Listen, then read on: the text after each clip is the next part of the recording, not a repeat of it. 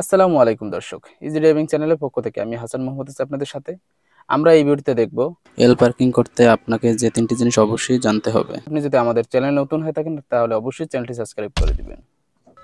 আমরা মূল ভিডিওতে চলে যাই। দর্শক, আমরা পার্কিং এর এই যে দাগটা দেখতেছি, এখানেই আমরা মূলত পার্কিং করব, আর এটাকেই এল পার্কিং বলে। বিএটি এর জিগজ্যাগ পরীক্ষায় কিন্তু এই এল পার্কিংটাই দিতে হয়। তো এই পার্কিং এর জন্য আমরা গাড়িটা সামনে নিয়ে যাব। তো আমরা গাড়িটা সামনে সোজা করব।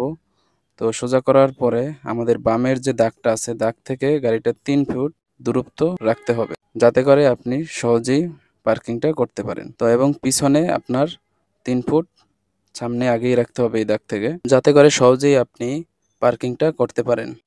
পার্কিং করার জন্য গাড়িটা আমরা এখন রিভার্স গিয়ারে দিয়ে আস্তে আস্তে পিছনের দিকে আগাতে থাকব। তো এখানে অবশ্যই আপনারা যখন আগাতে থাকবেন আর স্টার্টিংটা হালকা বাম দিকে কাটতে থাকবেন। যখন গাড়িটা এই যে কোনা বরাবর এই পয়েন্টে যখন আসবে, তখন আপনার স্টার্টিংটা ফুল কেটে দিবেন। ফুল কেটে দেওয়ার পরে গাড়িটা আবার রিভার্স গিয়ারে আগাতে থাকবেন। তো এভাবে যদি আগাতে থাকেন আস্তে আস্তে গাড়িটা এভাবে যখন সোজা হয়ে যাবে, ফুল যখন গাড়িটা সোজা হয়ে যাবে, তখন অবশ্যই স্টার্টিংটা আবার ডান দিকে কেটে সোজা করে নেবেন। তারপরে আবার রিভার্স গিয়ারে আগাতে থাকবে। তাহলে দর্শক সহজেই এল পার্কিং করতে পারবেন। এবং অবশ্যই মাথায় রাখতে হবে যে রিভার্স গিয়ারে কোনো সময় অ্যাক্সিলারেটর ব্যবহার করা যাবে না এল পার্কিংয়ের সময়। দর্শক, আমাদের ভিডিওটি এখানেই শেষ করছি। দেখা হবে পরবর্তী কোনো ভিডিওতে। আর আপনাদের ভিডিওটি যদি ভালো লেগে থাকে অবশ্যই লাইক করে চ্যানেলটি সাবস্ক্রাইব করে দিবেন।